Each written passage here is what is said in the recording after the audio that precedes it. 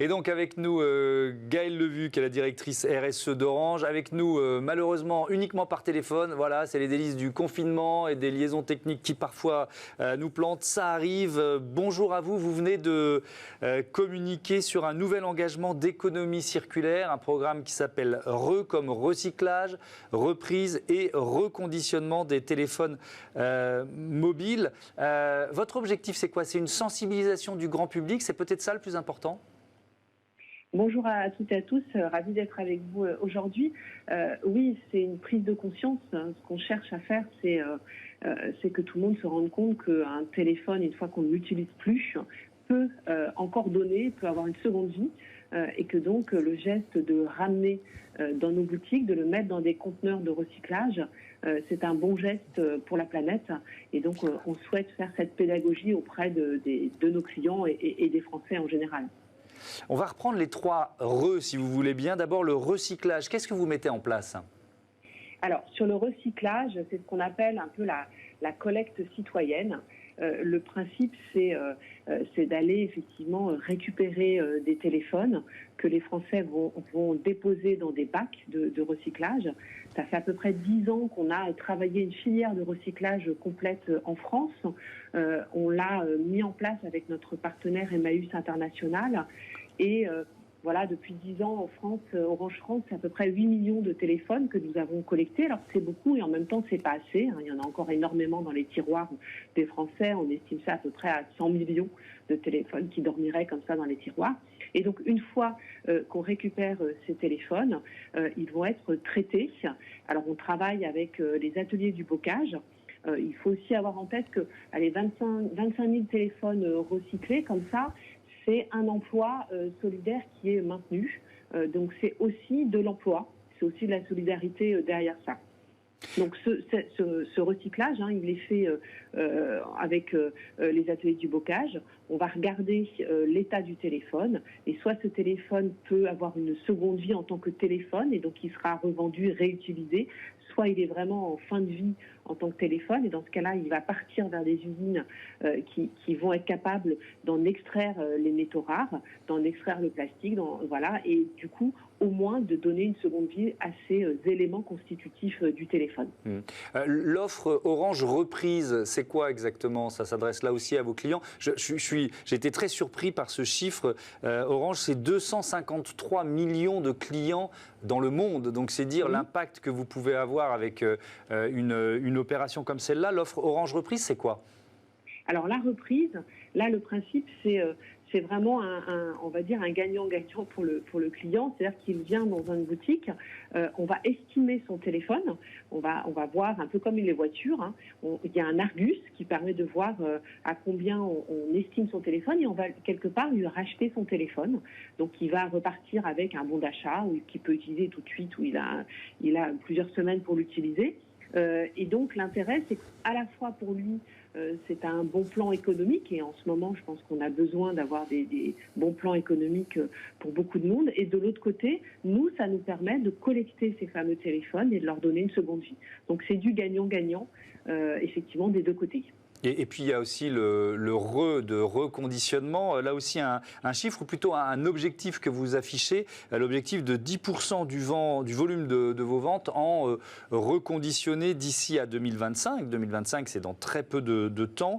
Ça veut dire quoi? Ça veut dire qu'on pourra, ou peut-être qu'on peut déjà d'ailleurs, acheter des téléphones de seconde main chez Orange? Oui, donc on peut déjà.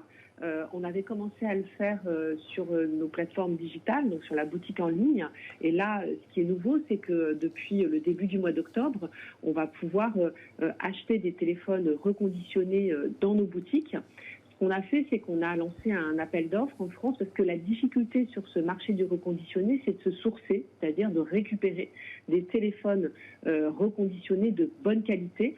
On a mis en place un cahier des charges très exigeant avec plus de 35 points de contrôle technique sur le téléphone. On a demandé à ce qu'il soit réinitialisé, c'est-à-dire que l'ensemble des datas sont bien enlevés.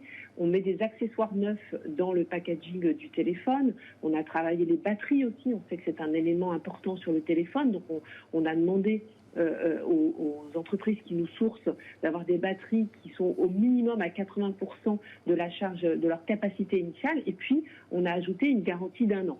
Donc tout ça nous permet aujourd'hui d'être suffisamment confiants sur la qualité des téléphones reconditionnés que l'on propose à nos clients pour pouvoir le mettre dans nos boutiques. Et donc on a formé nos vendeurs, effectivement, à mettre en avant le reconditionné. Et ça permet effectivement aussi à nouveau pour certaines personnes d'avoir accès à des smartphones de meilleure qualité, mais à un prix quand même beaucoup plus doux. Mais quand vous affichez là cet objectif de 10% en 2025, aujourd'hui vous êtes à combien? C'est du 1%, on est à 2%? 2-3%, ouais. avec le digital. Et donc oui, pour nous, c'est vraiment une transformation.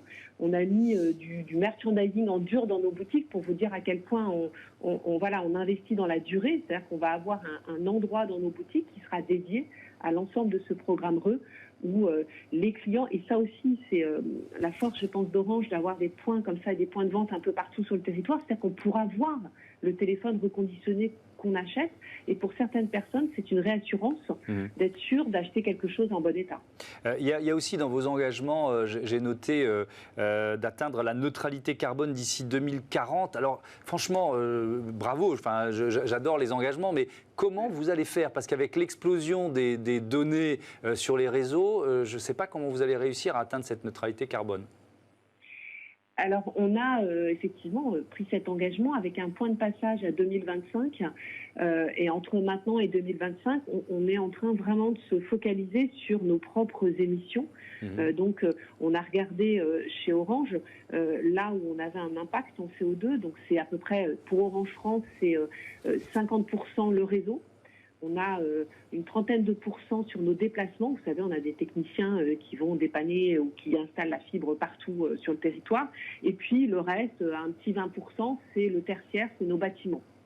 Et donc on a des plans d'action sur chacune de ces briques-là. Avec sur le réseau, on travaille évidemment nos data centers. On est en train de limiter le nombre de data centers. On en avait plus d'une quinzaine il y a quelques années. On est en train de revenir à une dizaine et on a comme objectif de finir avec 3 data centers qui seront optimisés d'un point de vue environnemental avec toutes les dernières technologies qui permettent effectivement de limiter la consommation d'énergie de ces data centers.